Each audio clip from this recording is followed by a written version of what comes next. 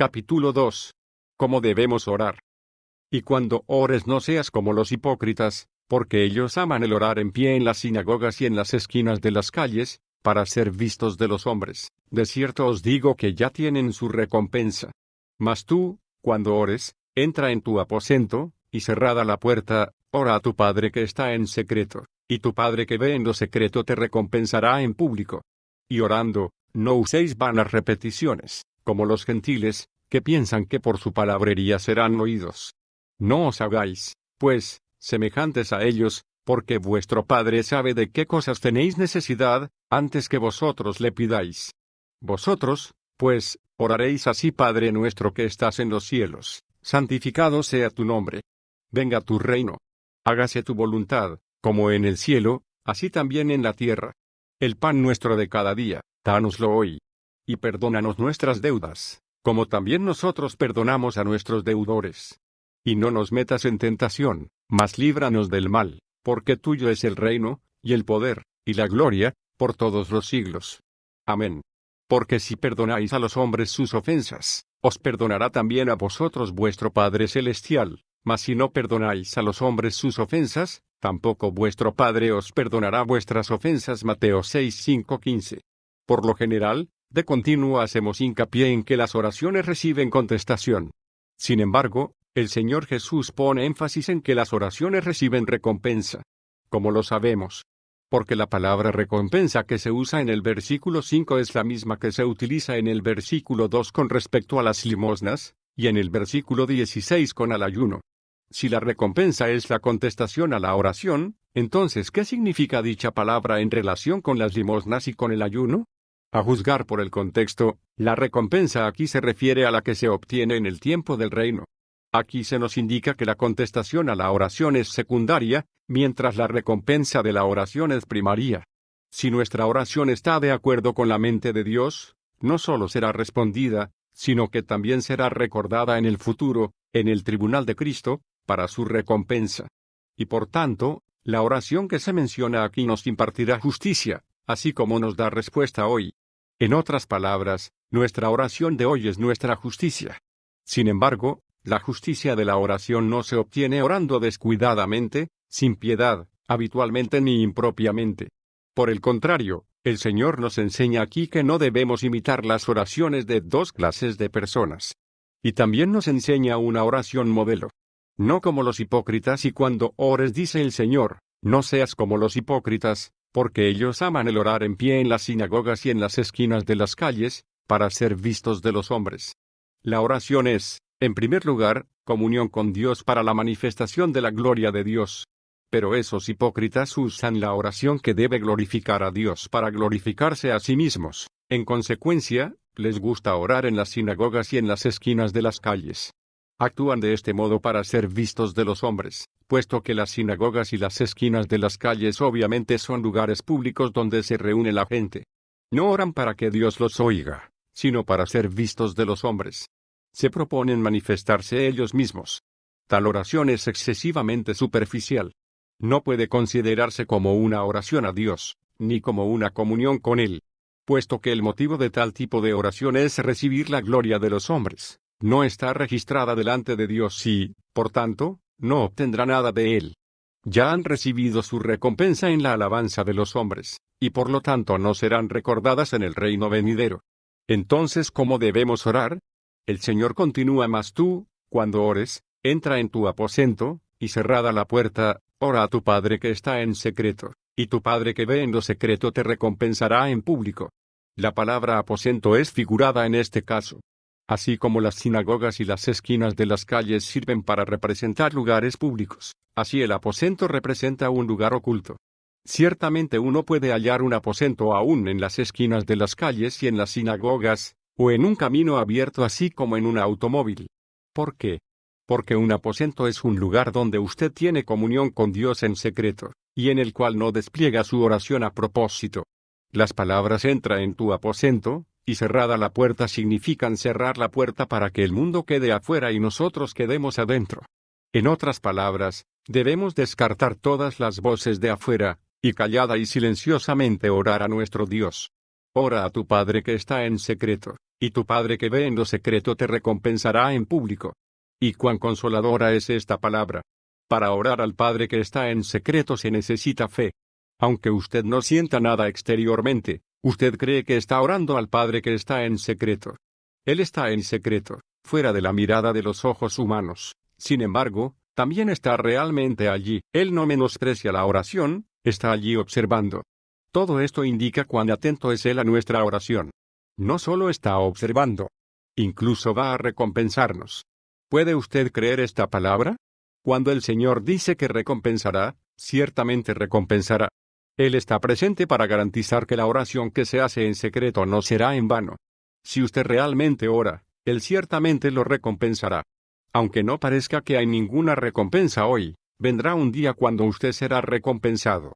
¿Es su oración capaz de resistir el escrutinio de su Padre que está en secreta? ¿Cree usted que el Padre que está en secreto lo recompensará? No como gentiles, el Señor no solo nos enseña a no exhibirnos a nosotros mismos, sino que también nos instruye y orando no uséis vanas repeticiones, como los gentiles, que piensan que por su palabrería serán oídos. La expresión vanas repeticiones significa en griego repetir monotonías a la manera como habla un tartamudo. Cuando oran, los gentiles repiten la misma palabra monótonamente. Tal oración es solo sonido, pero sin significado. Cuando uno pasa cerca para oír la oración de ellos, oirá un sonido monótono y repetido como si estuviera cerca de una corriente y oyera el murmullo del agua contra las rocas, o como si fuera por una carretera llena de guijarros y oyera el interminable ruido de las ruedas del coche sobre ella. Los gentiles entonan las mismas palabras muchas veces. Piensan que serán oídos por su palabrería. Sin embargo, tal oración es vana e ineficaz. No debemos orar de esa manera. Por esta razón, cuidémonos de que las palabras de sus oraciones en un culto de oración no estén desprovistas de significado. Cuando alguno ora, y usted no dice amén, tal persona lo acusará de no ser de un mismo sentir. Sin embargo, si usted dice amén a la oración de ese individuo, él usará esa palabra repetidamente. Su oración no está gobernada por la abundancia del corazón, sino por el grado de fervor que lo sostiene. No dice la oración con el fin de liberar una carga interna, sino para terminar un discurso. Muchas son las oraciones hechas por los hombres, muchas son las expresiones que sobrepasan al corazón. Repito que tal oración es como el sonido del murmullo del agua contra la roca, o como el ruido de las ruedas del carruaje sobre la carretera de guijarros. Tal oración tiene sonido, pero no tiene significado. No debemos orar así. No os hagáis, pues, semejantes a ellos, porque vuestro Padre sabe de qué cosas tenéis necesidad, antes que vosotros la pidáis. Este versículo nos muestra que depende de nuestra actitud delante de Dios, como también de nuestra necesidad real, el que nuestra oración sea oída por Dios o no. No depende de nuestras muchas o pocas palabras. Si lo que pedimos no es lo que necesitamos, nuestra oración no será contestada, por más que pronunciemos muchas palabras. El pedir sin necesidad revela avaricia, eso es pedir equivocadamente. Dios suplirá con mucho gusto lo que necesitamos, pero no está dispuesto a satisfacer nuestros deseos egoístas. Cuán necia es la actitud de algunos individuos que dicen que ellos no necesitan orar, pues Dios conoce todas sus necesidades. Porque el propósito de la oración no es el de notificar a Dios, sino el de expresar nuestra confianza, nuestra fe, nuestra esperanza y el deseo de nuestro corazón. Por esto, debemos orar. Sin embargo, en nuestra oración el deseo de nuestro corazón debe exceder a la palabra de nuestros labios, y la fe debe ser más fuerte que la palabra. Vosotros, pues, oraréis así. Ahora veamos cómo nos enseña el Señor a orar. Esta oración se conoce comúnmente como la oración del Señor.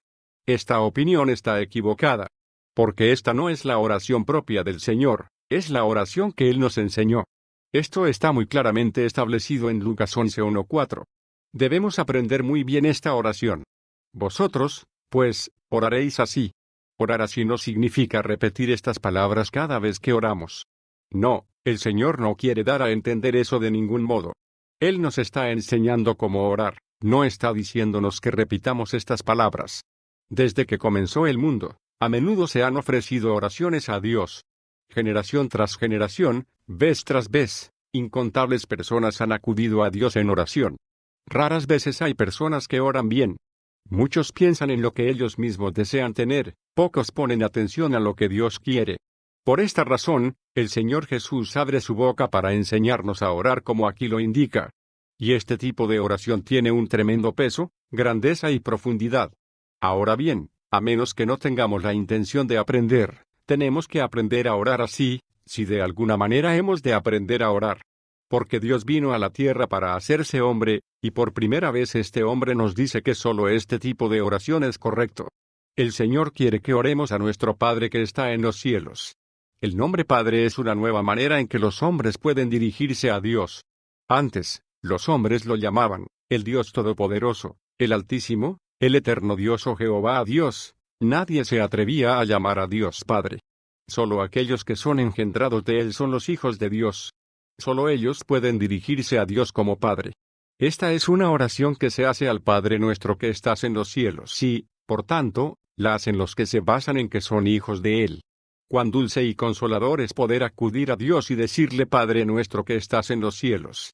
Originalmente, solo nuestro Señor Jesús podía llamar a Dios Padre, pero ahora, el Señor quiere que nosotros también lo llamemos Padre nuestro.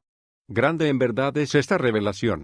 Si no fuera por el hecho de que Dios nos amó tanto y dio a su Hijo unigénito por nosotros, ¿cómo podríamos llamarlo jamás Padre nuestro? Gracias a Dios, por la muerte y resurrección de su Hijo, hemos llegado a ser hijos de Dios. Hemos obtenido una nueva posición. De aquí en adelante, nuestra oración se hace a nuestro Padre que está en los cielos. Y cuán íntimo, cuán libre y cuán exaltado es este hecho. Que el Espíritu del Señor nos dé mayor comprensión de Dios como Padre, y también la confianza de que nuestro Padre es a la vez amante y paciente. Él no solo oirá nuestra oración, sino que hará que tengamos el gozo de orar también. Esta oración puede dividirse en tres partes. La primera pertenece a las cosas de Dios, y es la oración que expresa los tres deseos de nuestro corazón para con Dios. Versículos 9, 10, que son de naturaleza más básica. La segunda atañe a nuestros propios asuntos, y está constituida por peticiones para que Dios nos proteja. Versículos 11, 13. En tanto que la tercera es nuestra declaración, es decir, nuestras alabanzas a Dios. Versículo 13b. Consideremos cada una de estas partes por separado. Tres deseos de nuestro corazón para con Dios. La parte inicial se refiere a los tres deseos de nuestro corazón para con Dios. El primerísimo deseo es: santificado sea tu nombre. Dios tiene una expectación hoy que nosotros pidamos que su nombre sea honrado. Su nombre es sumamente exaltado entre los ángeles, sin embargo, los hombres abusan descuidadamente de su nombre.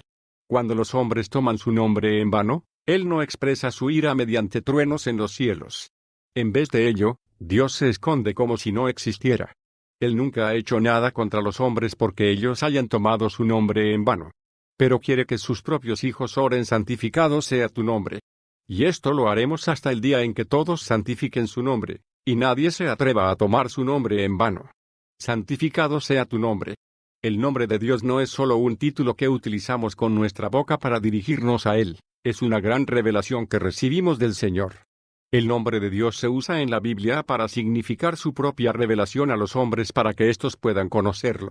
Su nombre revela su naturaleza y manifiesta su perfección. Esto no es algo que el alma humana pueda comprender, es necesario que el mismo Señor nos lo manifiesta. Vea Juan 17:6. Él dice: he manifestado tu nombre a los hombres. Y también declara: y les he dado a conocer tu nombre, y lo daré a conocer aún, para que el amor con que me has amado esté en ellos, y yo en ellos. Juan 17:26. Para conocer el nombre de Dios se necesitan repetidas revelaciones del Señor. Santificado sea tu nombre. Este no es solo el deseo de nuestro corazón, sino que también constituye nuestra adoración al Padre. Nosotros debemos tributar gloria a Dios. Debemos comenzar nuestra oración con alabanza. Antes de esperar su misericordia y su gracia, glorifiquemos a Dios. Que Él reciba la alabanza que corresponde a su perfección, y entonces recibiremos nosotros la gracia de Él. Lo preeminente y esencial de nuestra oración es que Dios reciba la gloria. Santificado sea tu nombre. El nombre de Dios es vinculado con su gloria. Pero he tenido dolor al ver mi santo nombre profanado por la casa de Israel entre las naciones a donde fueron. Ezequiel 36:21. El pueblo de Israel no había santificado el nombre de Dios, en vez de ello, había profanado su nombre donde quiera que fueron. Sin embargo, Dios tuvo consideración por su santo nombre. Nuestro Señor requiere que tengamos este santo deseo. En otras palabras, Él desea glorificar el nombre de Dios a través de nosotros. El nombre de Dios tiene que ser santificado en el corazón de cada individuo, y entonces se profundizará nuestro deseo. La cruz debe hacer una obra más profunda en nosotros antes de poder glorificar el nombre de Dios. De otro modo, no podemos considerar esto como un santo deseo, sino como una fantasía extraña. Si este es el caso, ¿qué tratamiento y qué purificación necesitamos recibir? El segundo deseo es venga tu reino. ¿Qué clase de reino es este? A juzgar por el contexto, se refiere al reino de los cielos. Al enseñarnos a orar venga tu reino, el Señor nos está diciendo que en el cielo existe el reino de Dios, pero en esta tierra no, y por tanto, debemos pedir que Dios extienda los límites del reino de los cielos para que alcance a esta tierra. En la Biblia se habla acerca del reino de Dios tanto en términos geográficos como históricos. La historia se relaciona con el tiempo, en tanto que la geografía se relaciona con el espacio. Según las Escrituras, el factor geográfico del reino de Dios excede al factor histórico. Pero si yo por el Espíritu de Dios echo fuera los demonios, ciertamente ha llegado a vosotros el reino de Dios. Mateo 12:28. ¿Es este un problema histórico? No, es un problema geográfico. Donde quiera que el Hijo de Dios echó fuera demonios por el Espíritu de Dios, está el reino de Dios. Así que durante este período, el reino de Dios es más geográfico que histórico.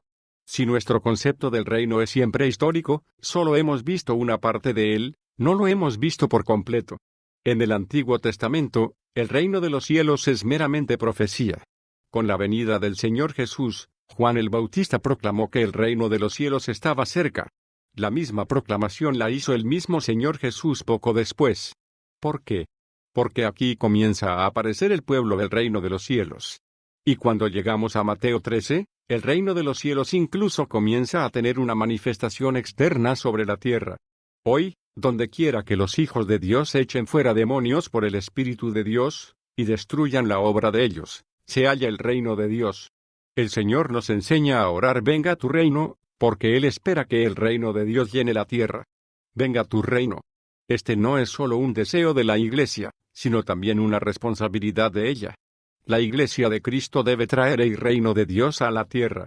Para cumplir esta tarea, la Iglesia tiene que estar dispuesta a pagar cualquier precio, sometiéndose a la restricción y al control del cielo, para que pueda servir como salida del cielo, dejando pasar la autoridad del cielo hacia la tierra. Si la Iglesia ha de traer el reino de Dios, no debe ignorar las maquinaciones de Satanás. Ver 2 Corintios 2:11. Necesita estar vestida con toda la armadura de Dios para que pueda estar firme contra las acechanzas del diablo. Efesios 6:11. Porque donde quiera que el reino de Dios desciende, los demonios serán echados de ese lugar. Cuando el reino de Dios gobierne sobre la tierra completamente, Satanás será arrojado al abismo. Ver Apocalipsis 21:3. Puesto que la Iglesia tiene tan enorme responsabilidad, no es extraño que Satanás la ataque con todo su poder. Dios quiera que la Iglesia ore como los santos de antes, diciendo: oh Jehová, inclina los cielos y desciende. Salmos 144:5. Oh, si rompieses los cielos, y descendieras. Isaías 64:1. Que pueda decirle a Satanás: apartaos de mí, al fuego eterno preparado para el diablo y sus ángeles. Mateo 25:41. El tercer deseo es: hágase tu voluntad, como en el cielo, así también en la tierra. Esto revela que la voluntad de Dios se hace en el cielo, pero en la tierra no se hace por completo. Él es Dios, ¿quién puede impedirle que la haga? ¿Es el hombre el que le impide a Dios, o es Satanás? Realmente ninguno puede impedirlo. Entonces, ¿por qué hacer esta oración? Para responder esta pregunta necesitamos ser claros sobre el principio de la oración. A través de toda la Biblia se halla un número de principios básicos de verdad, entre los cuales está el principio de la oración. Ahora bien, reconozcamos inmediatamente que el mismo hecho de que la oración se halla en la Biblia es de lo más sorprendente. Aprendemos en las Escrituras que Dios sabe de antemano lo que necesitamos, ¿no es verdad? Entonces, ¿por qué oramos? Pues si Dios es omnisciente, entonces, según la lógica humana, realmente no hay necesidad de que los hombres oren. Sin embargo, esto es lo sorprendente de la Biblia, que ella nos enseña que Dios desea que los hombres oren. En esto consiste la oración. Dios desea hacer algo, sin embargo no lo hará solo, espera hasta que los hombres oren en la tierra por eso, y solo entonces lo hará. Él tiene su propia voluntad y su propia manera de pensar, sin embargo, espera que los hombres oren. No quiere decir esto que Dios no conoce nuestra necesidad, sino que Él suplirá lo que necesitamos solo después de que hayamos orado. Él no se moverá hasta que alguien ore. Por consiguiente, la razón por la cual tenemos que orar es porque Dios espera que los hombres oren antes de hacer Él cualquier cosa. El Señor Jesús tenía que nacer, pero se necesitó que Simeón y Ana oraran. Lucas 2:25,3638. El Espíritu Santo había de venir, pero 120 personas tuvieron que orar durante 10 días. Ver Hechos 1:15, 2:1, 2. Tal es el principio de la oración. ¿Podemos, por medio de la oración, hacer que Dios haga lo que no quiere hacer? No, de ninguna manera. Sin embargo, Él desea que oremos antes de hacer aquello que Él desea. Cuando Acab fue rey, la palabra del Señor vino explícitamente a Elías, diciendo, yo haré llover sobre la faz de la tierra. Sin embargo, Dios no hizo llover hasta que Elías hubo orado. Ver 1 Reyes 18:1, 41-45. Dios se niega a cumplir su voluntad solo, Él quiere que nosotros oremos antes de ejecutarla. Entonces, ¿en qué consiste la oración? Es como sigue: en primer lugar, Dios tiene su voluntad; en segundo lugar, nosotros encontramos su voluntad, entonces oramos; y tercero, cuando oramos, tenemos la seguridad de que Dios oye nuestra oración. Cuán grandemente equivocado está el concepto de que al orar a Dios, el hombre inicia lo que él quiere que Dios haga. La Biblia nos indica que es Dios el que primero tiene un deseo, es Dios el que desea hacer algo. Él me hace conocer su voluntad para que yo pueda expresarla. Esto es lo que se llama oración. Aquí el Señor Jesús nos enseña a orar, porque Dios mismo desea que su nombre sea santificado, que venga su reino, que se haga su voluntad en la tierra. Pero Dios no hará que esto suceda automáticamente, Él espera que la iglesia ore. Usted ora. Yo oro. Todos los hijos de Dios oramos. Y cuando esta oración llega al punto de saturación, entonces el nombre de Dios será santificado entre los hombres, su reino vendrá y su voluntad se hará en la tierra así como en el cielo. Los hijos de Dios tienen que aprender este tipo de oración. Deben estar siempre sensibles a lo que Dios quiere hacer. Aunque la voluntad de Dios ya está formada, Él, sin embargo, no la ejecutará hasta que la mente de sus hijos se conmueva y ellos expresen la voluntad de Él a través de la oración. Entonces comenzará a oír esa oración. Aunque el tiempo en que su nombre será santificado, su reino vendrá y su voluntad se hará en la tierra corresponde a la edad del milenio. Este tiempo puede apresurarse o demorarse de acuerdo a cómo oren los hijos de Dios.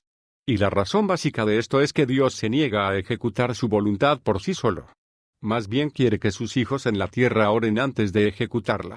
Muchas cosas pueden ser consideradas como voluntades fragmentarias de Dios, pero Dios tiene una voluntad suprema que incluye todas estas voluntades fragmentarias.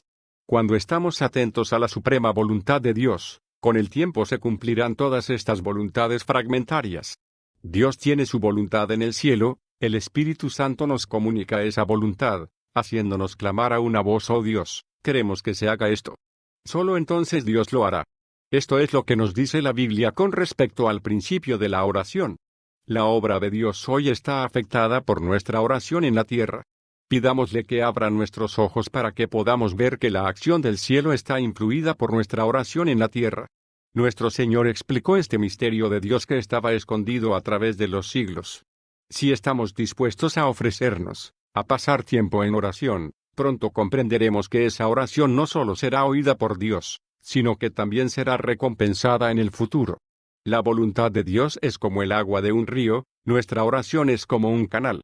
Si nuestra oración es suficientemente grande, la respuesta de igual modo será grande; si nuestra oración es limitada, la respuesta también será restringida.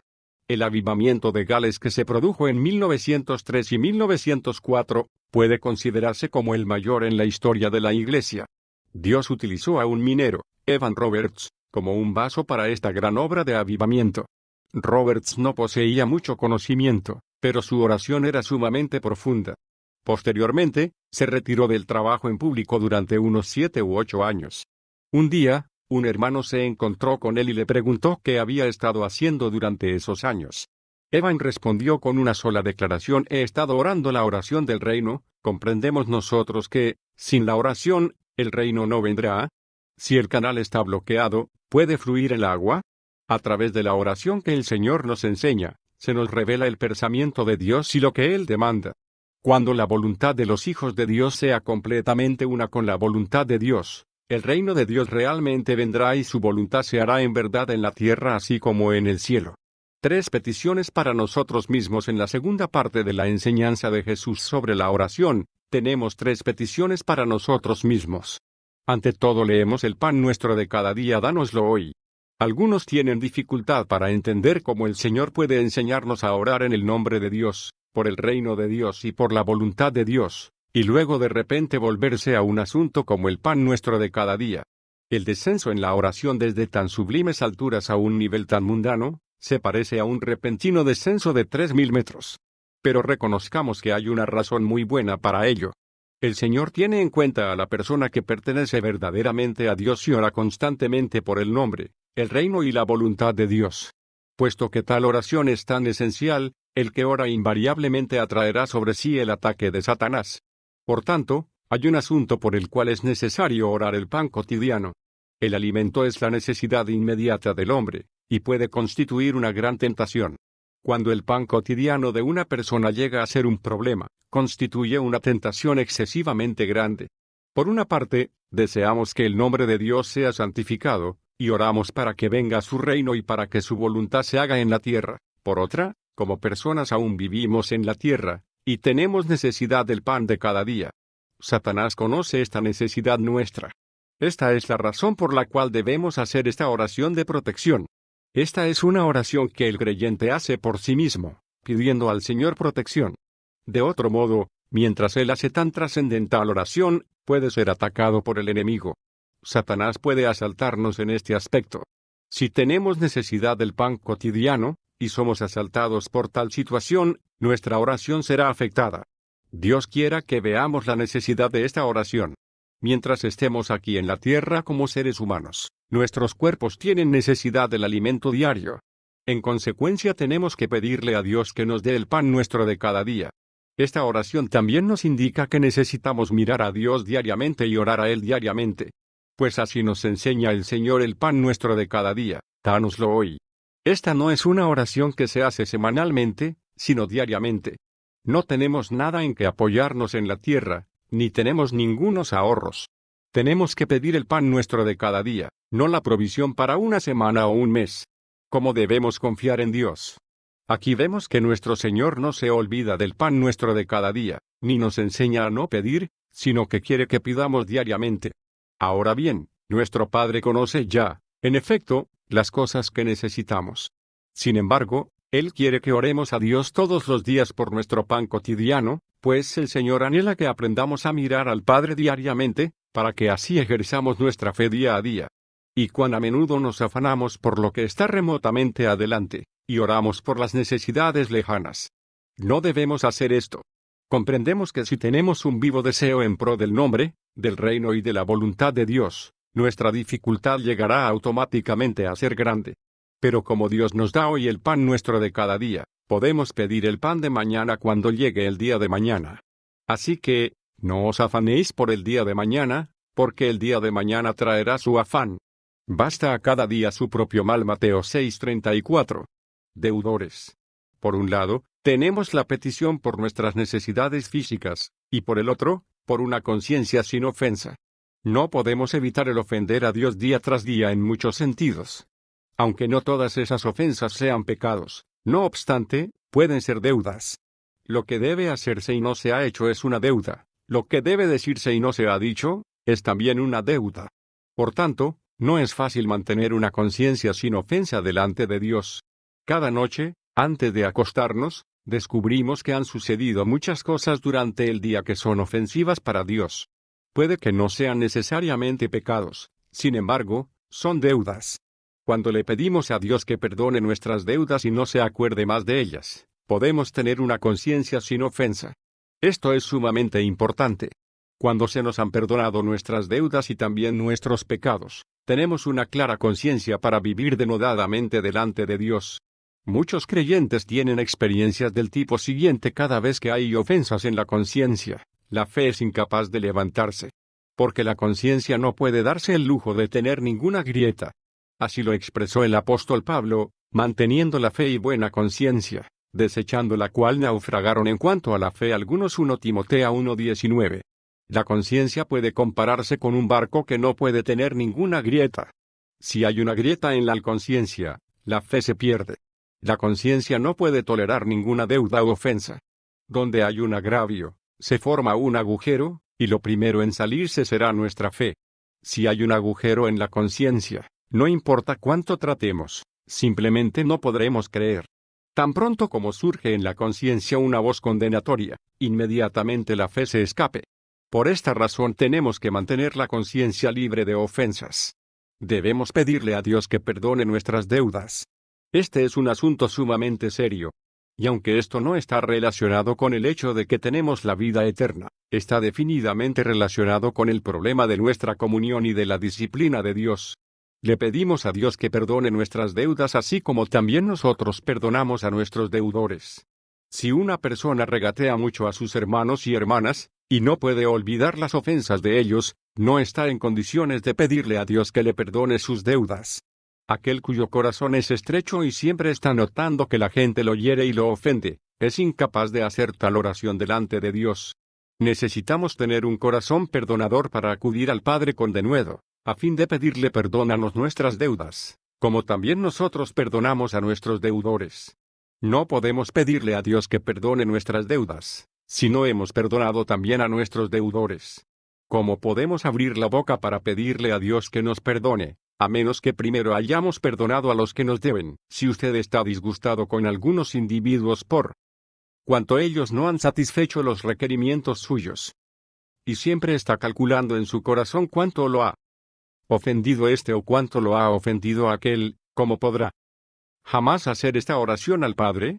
Puesto que usted tiene que pedirle al Padre que le perdone cualquier deuda que tenga con él, de igual manera, no tiene que perdonar usted las deudas a los que las tengan con usted.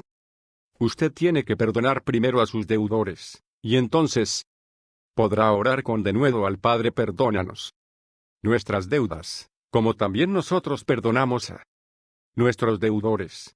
Aquí podemos notar lo siguiente, que además de hablarnos acerca de nuestra relación con el Padre, la Biblia también nos muestra nuestra relación entre hermanos.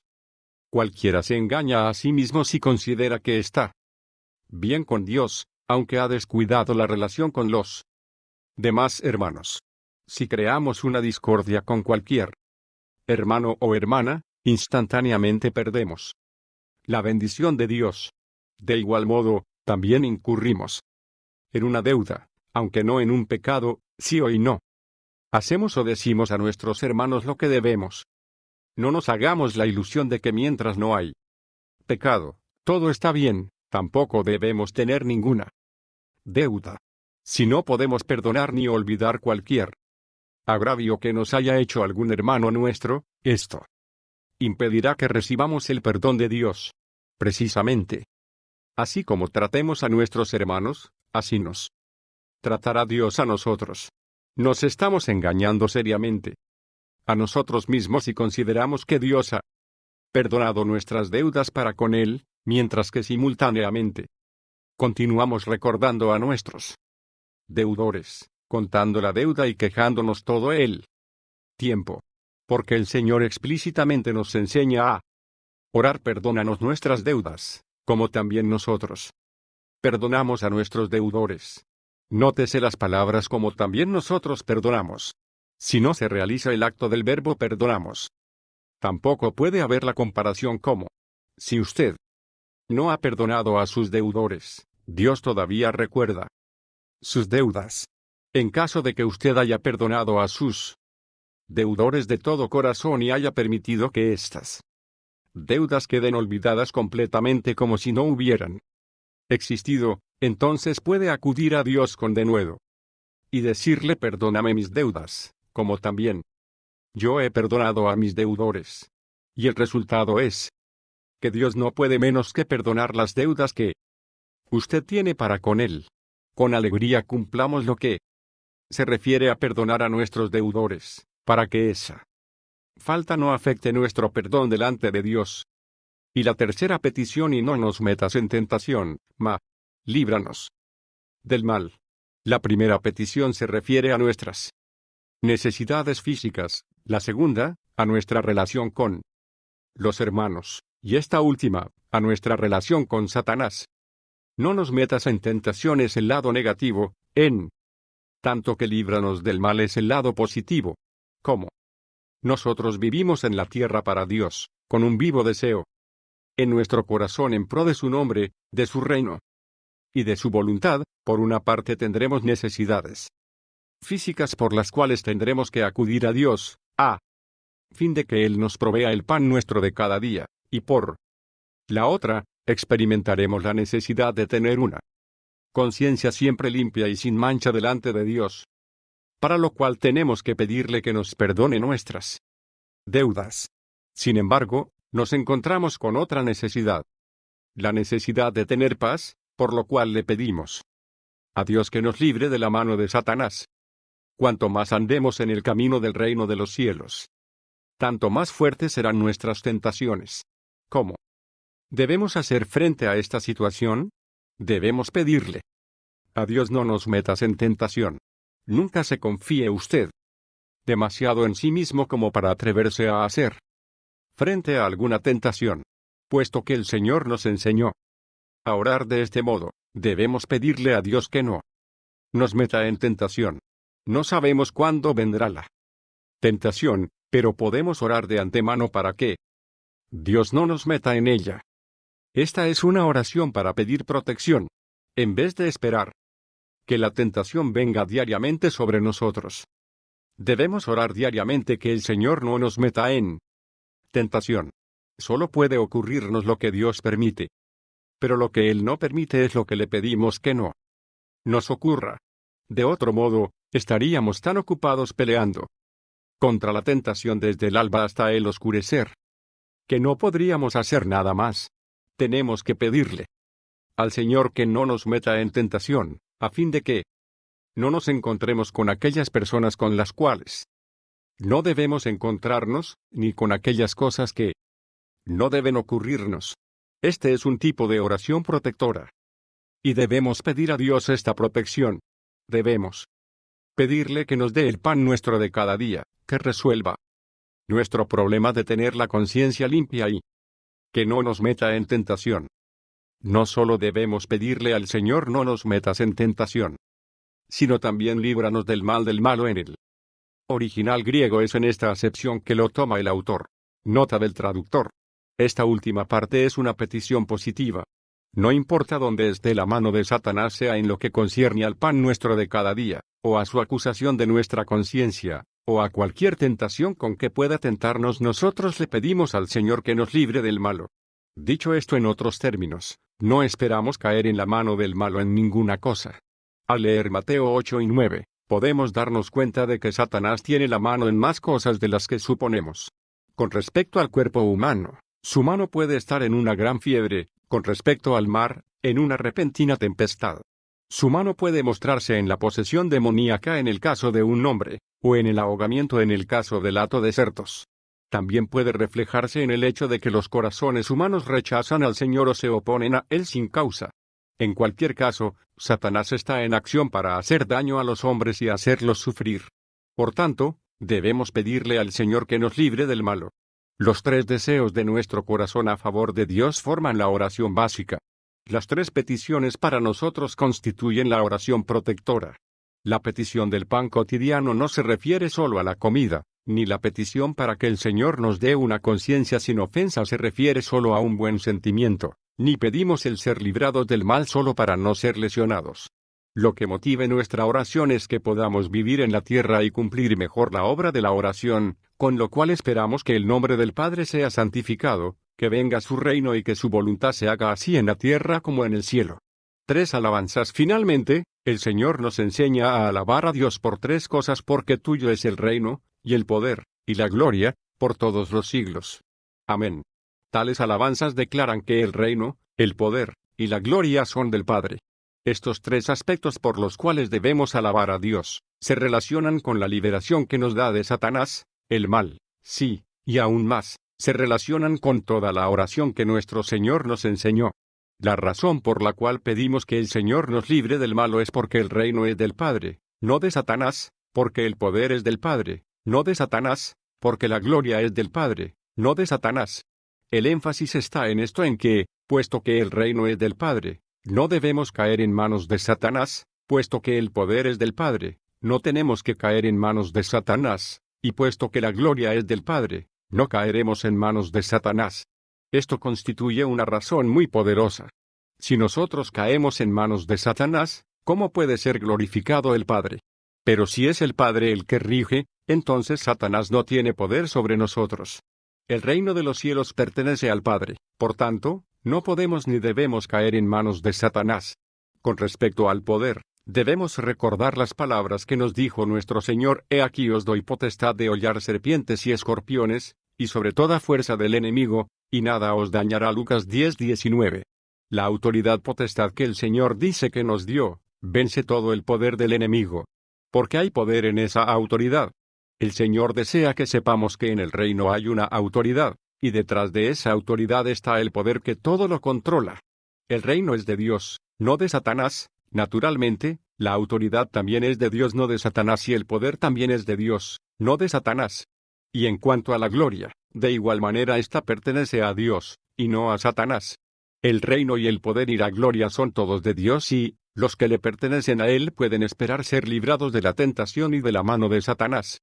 En el Nuevo Testamento, el nombre del Señor generalmente representa autoridad, en tanto que el Espíritu Santo representa poder. Toda la autoridad está en el nombre del Señor, todo el poder está en el Espíritu Santo. El reino se refiere al gobierno del cielo, por tanto, se refiere a la autoridad de Dios. El Espíritu Santo es el poder por el cual Dios actúa. Puesto que el reino es de Dios, Satanás no tiene gobierno en ninguna parte. Puesto que el poder es el Espíritu Santo, el adversario no tiene medio por el cual competir. Se nos dice en Mateo 12:28 que tan pronto como los demonios se encuentran con el Espíritu Santo, inmediatamente son echados. Y finalmente, la gloria también es de Dios. Por tanto, podemos declarar en voz alta y en sublime alabanza: tuyo es el reino, y el poder, y la gloria, por todos los siglos. Amén. Así es como el Señor nos enseña a orar. Esta oración no es para recitarla formalmente, sino más bien para orar en conformidad con el principio revelado por esta misma oración. Esta oración debe constituir la base de todas las oraciones. Por amor a Dios, deseamos sinceramente que su nombre sea santificado, que venga su reino y que se haga su voluntad así en la tierra como en el cielo. De igual modo también, por el hecho de que el reino y el poder y la gloria son de Dios, le damos todas las alabanzas. Puesto que el reino y el poder y la gloria son suyos, el nombre de Dios tiene que ser santificado, su reino debe venir y su voluntad debe hacerse en la tierra así como en el cielo. Puesto que el reino y el poder y la gloria son suyos, debemos orar para que Él nos dé el pan nuestro de cada día, para que nos perdone nuestras deudas y para que nos libre de la tentación y del malo. Todas nuestras oraciones deben seguir este modelo. Algunos individuos han insinuado que esta oración no se dio para nosotros los creyentes, por cuanto no concluye con la expresión en el nombre del Señor. Tal insinuación es claramente necia, porque la oración que el Señor nos enseña en este caso no es una oración formal. Además, nos preguntamos cuál oración del Nuevo Testamento termina con las palabras en el nombre del Señor. Cuando, por ejemplo, los discípulos clamaron al Señor en la barca, y dijeron: «Y Señor, sálvanos, que perecemos». Mateo 8:25, ¿se incluyeron las palabras en el nombre del Señor? Está claro que el Señor no nos está enseñando a decir exactamente las mismas palabras, más bien, Él quiere que oremos en conformidad con este principio. Él enumera diversos elementos por los cuales debemos orar, sin decirnos que repitamos las mismas palabras. La importancia de perdonar tan pronto como el Señor concluye su enseñanza sobre la oración, continúa inmediatamente con lo siguiente: porque si perdonáis a los hombres sus ofensas, os perdonará también a vosotros vuestro Padre Celestial. Mas si no perdonáis a los hombres sus ofensas, tampoco vuestro Padre os perdonará vuestras ofensas. Mateo 6:14, 15. Es aquí donde el Señor nos explica el significado de la petición: perdónanos nuestras deudas como también nosotros perdonamos a nuestros deudores. Versículo 12. Y cuán fácil es para el creyente fallar en este asunto del perdonar. Si hay tal espíritu no perdonador entre los hijos de Dios, entonces todo lo que han aprendido, juntamente con su fe y con su poder, parecerá que se escapa. Por tanto, el Señor habla muy clara y enfáticamente aquí. Son palabras muy sencillas, sin embargo los hijos de Dios necesitan estas sencillas palabras. Si perdonáis a los hombres sus ofensas, os perdonará también a vosotros vuestro Padre Celestial. Es muy simple obtener el perdón del Padre Celestial. Pero si no perdonáis a los hombres sus ofensas, tampoco vuestro Padre perdonará vuestras ofensas. No existe, pues, el perdón casual. Estas palabras son sencillas, sin embargo, las cosas que las respaldan no son tan simples. Si con los labios decimos que perdonamos, pero en nuestro corazón no perdonamos, Dios no puede considerar que hayamos perdonado las ofensas de la otra persona. Eso de perdonar con los labios pero no de corazón, es una palabra vacía, una mentira y, por tanto, no tiene crédito delante de Dios. Tenemos que perdonar de corazón. Así como los primeros discípulos necesitaron estas palabras, nosotros también las necesitamos hoy. Si los creyentes tenemos en cuenta las ofensas de otros y no perdonamos de corazón, pronto se mete la iglesia local en dificultad. Ahora bien, por supuesto que si no vivimos en la tierra como iglesia, tal vez no necesitemos el perdón mutuo, ya que cada cual puede seguir su propio capricho en el momento en que haya un desacuerdo. Pero el Señor sabe cuán importante es nuestra relación de los unos con los otros. Por eso Él reitera este punto, precisamente al terminar la enseñanza, para hacerlo enfático. Él sabe que cuanto más compañerismo y comunicación tenemos unos con otros, tanto más necesitamos perdonar. Para impresionarnos con su importancia, Él no puede menos que llamarnos la atención hacia este punto. Si no podemos perdonarnos unos a otros, fácilmente le daremos lugar al diablo. Si no nos perdonamos unos a otros, no estamos viviendo en el reino, ni estamos haciendo la obra del reino. Ninguno que no perdone a los hombres sus ofensas puede hacer la obra del reino, nadie que carezca de espíritu de perdón puede vivir en el reino. Necesitamos recordar que cada vez que estamos en desacuerdo con nuestros hermanos, también estamos en controversia con el Señor. No podemos orar, por una parte, y dejar de perdonar por la otra. Este no es un asunto insignificante. Tenemos que notar que el Señor hace hincapié en él. Necesitamos perdonar a los hombres sus ofensas. Por último, estemos conscientes de la atención que el Señor le da a la oración. Cuando Él habla acerca de las limosnas antes de hablar de la oración, solo utiliza 4 versículos, cuando posteriormente menciona el ayuno, solo utiliza 3 versículos. Pero sobre la oración, Él habla muy ampliamente y con énfasis. Porque la oración está directamente relacionada con Dios, y es el factor más importante de la obra cristiana. Él nos muestra que hay recompensa para este tipo de oración, por cuanto la oración que aquí se menciona, tiene en sí tremendas consecuencias. Todos los que son fieles a esta obra de oración serán recompensados en el futuro. El que continúe con este tipo de labor en secreto, no quedará sin recompensa. Que Dios levante pueblo que ore por la obra de Dios. Y un asunto final.